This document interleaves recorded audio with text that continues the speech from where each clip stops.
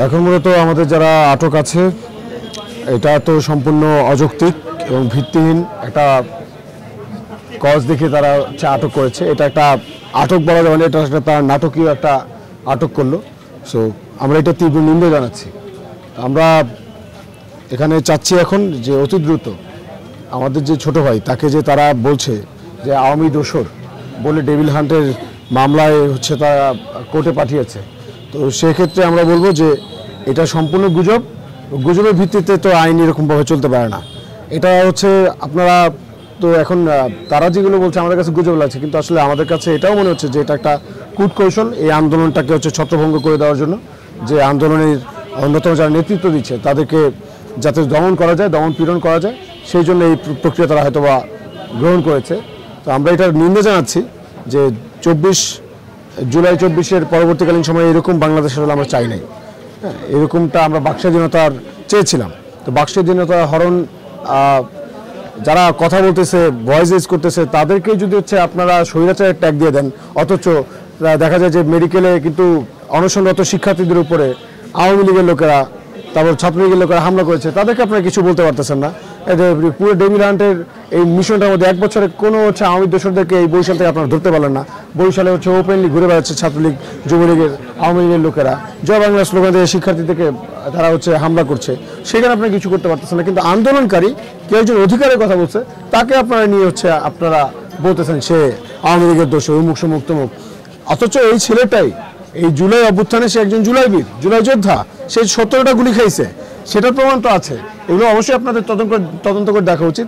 তো আমরা মনে করি যে আইনের গতিতে চলবে, বিশ্বাস করি। তবে এখন যেটা হচ্ছে এটা আমরা মনে করছি না এটা আইনের সুপ্রয়োগ বা ন্যায্য আইন, আমরা ন্যায্য অধিকারটা আমাদের নিশ্চিত হচ্ছে, ন্যায় বিচারটা নিশ্চিত হচ্ছে। আমরা দেখছি যে এখানে আওয়ামী স্বৈরাচারের কালে, স্বৈরাচারের সময় ঠিক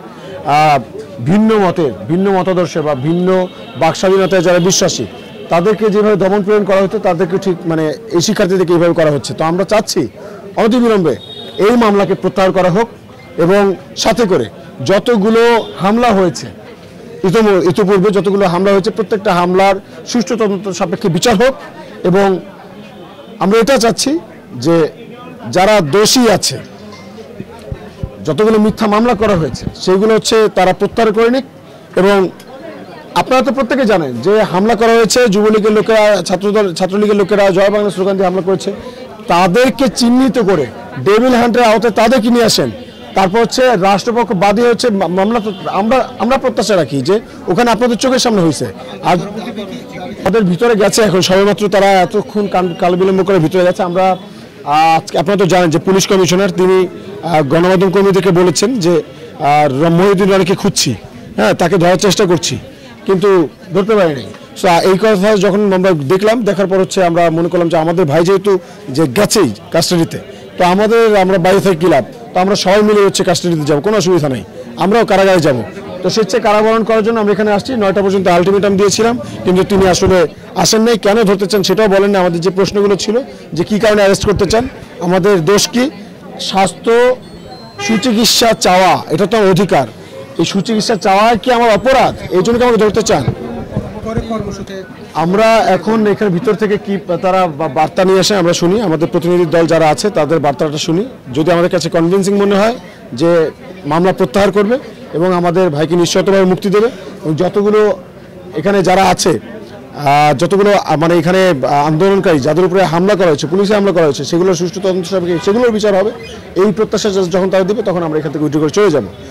আর হ্যাঁ, আপনারা তো জানেন যে আজকে আমরা স্মারকলিপি জমা দিয়েছি আমাদের শিক্ষার্থী ভাই বোনেরা ডিসি অফিসে।